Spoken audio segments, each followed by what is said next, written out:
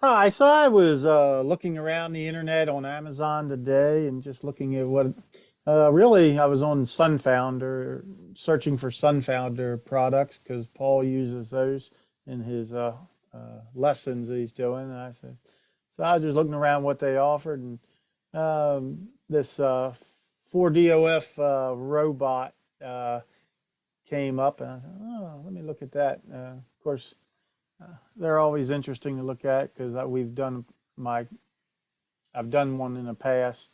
So anyhow, I was looking at the video of it walking, and I was if we're looking, and that sensor, and then we got this backup movement.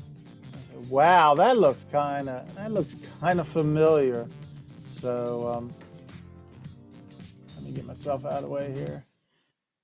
So I said, that looks like a lot like our code that we did for ours. So if you look on this, oh, where does it tell us?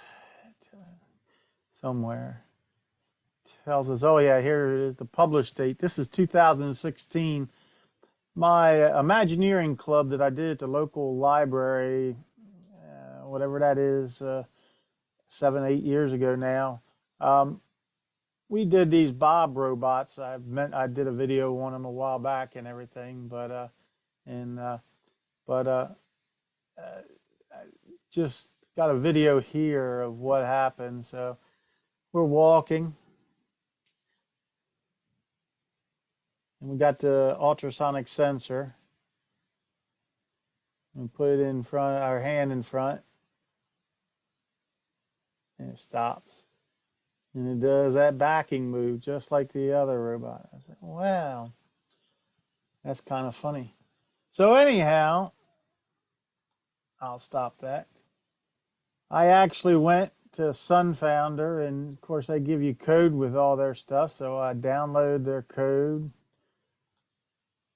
That's the DIY 4 Degree of Freedom robot kit, and I opened up this simple robot, and it's got simple robot INO. So I opened that up, and that's what that code looks like. I'll get to the top, and then this is the code that we used 8 years ago on our um, IC Bob robot. And if you noticed, they are using just about the same thing that we are using.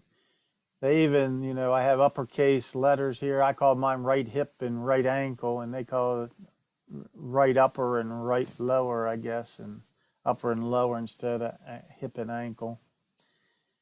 And if you look at it through here, they're actually going through this, and they got this, they've renamed it, but I got arrays for forward movement and stuff like that. And if you look at their arrays here, they actually using the exact same numbers we are right there. I think that's funny for walk forward. And then they got the turn array. This is to turn it so it turns around. And here's my turn move array. And it's exactly the same too. So I just amazed. And we actually, when we were doing the Imagineering Club, we looked online and there was no bipedal code for Arduino that was simple. There was two different codes, and both of them were over 1,000 lines. Now, granted, they did a little bit different. They did some dancing and stuff like that, but just for general moving, they didn't use any of our situation, our use of arrays and frames and stuff that we did. And that group of teens and myself came up with that code way back in 2016. But of course, not a problem, but we actually put it in the public domain because, we didn't want to do it. Yeah, so we didn't need any attribution or anything. But a couple years ago, one of my previous students emailed me and said, "I found a robot code that looks just like ours on the internet from for a robot in China."